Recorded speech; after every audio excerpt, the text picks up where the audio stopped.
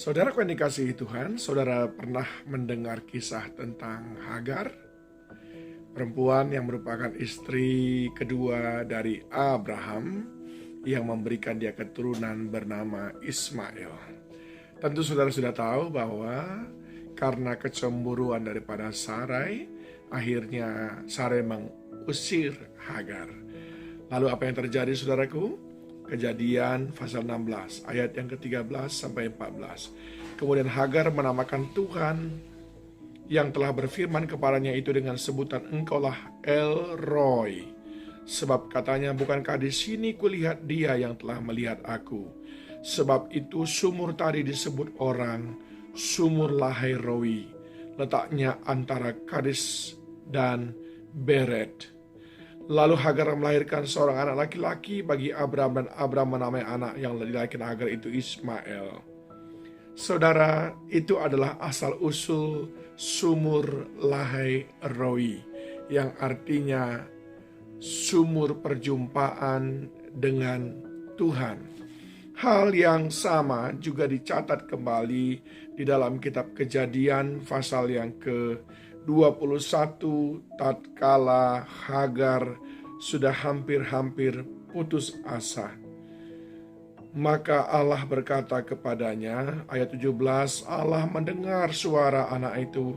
Lalu malaikat Allah berseru dari langit kepada Hagar, katanya, apakah yang kau susahkan Hagar? Janganlah takut, sebab Allah telah mendengar suara anak itu dari tempat ia berbaring. Bangunlah, angkatlah anak itu dan bimbinglah dia, sebab aku akan membuat dia menjadi bangsa yang besar. Lalu Allah membuka mata Hagar sehingga ia melihat sebuah sumur. Ia pergi mengisi kirbatnya dengan air, kemudian diberinya anak itu minum. Allah menyertai anak itu sehingga ia bertambah besar. Ia menetap di padang gurun dan menjadi seorang pemanah.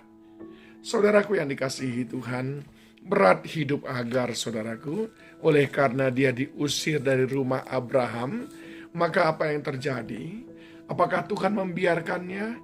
Tidak, saudaraku. Kisah ini mengajarkan kita hal-hal yang penting dalam hidup ini.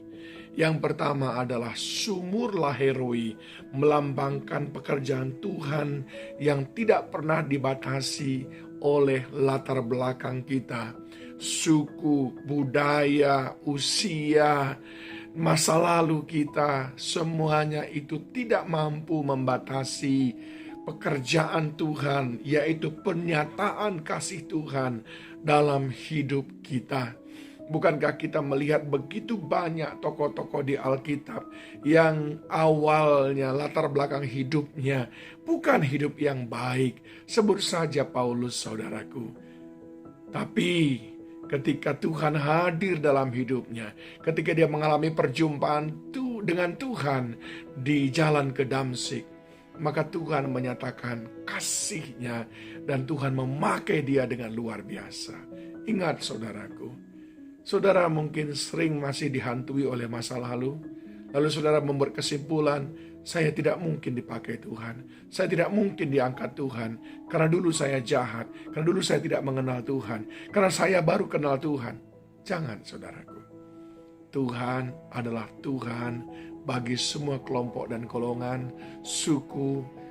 Dia sayang kepada semua kita.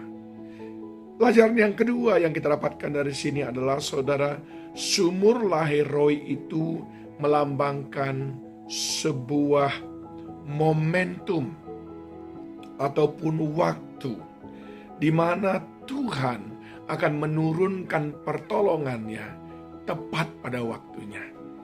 Hagar dan Ismail terlunta-lunta di padang gurun. Hagar putus asa, dia buang anak itu, dia lemparkan karena dia tidak tahan mendengar erangan anak itu yang haus kelaparan. Tetapi Tuhan memberikan pertolongan tepat pada waktunya.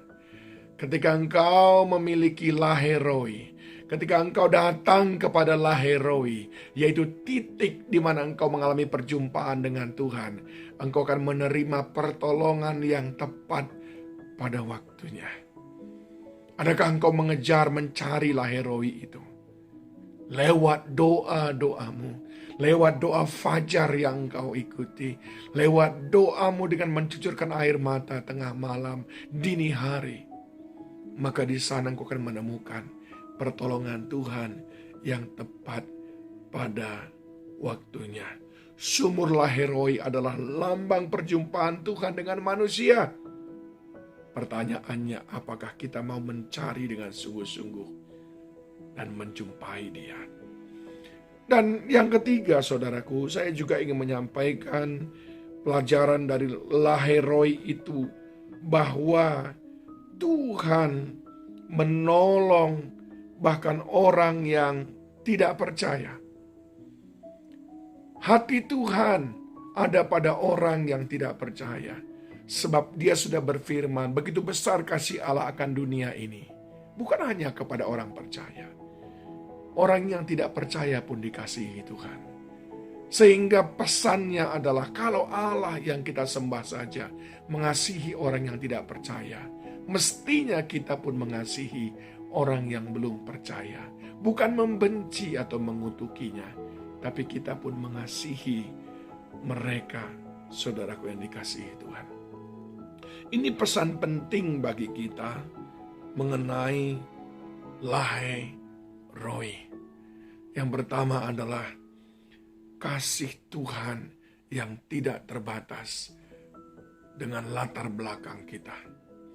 Yang kedua, pertolongan Tuhan yang tepat pada waktunya. Dan yang ketiga, keselamatan yang Tuhan sediakan bagi semua orang yang mau datang mengalami perjumpaan dengan Dia. Mari kejar, cari Laheroi lewat doa yang sungguh-sungguh, penyembahan kepada Tuhan pada masa keheningan ataupun masa gundah gulana kegentingan, datang kepadanya. Saya berdoa engkau menemukan Laheroi. Tuhan Yesus memberkati.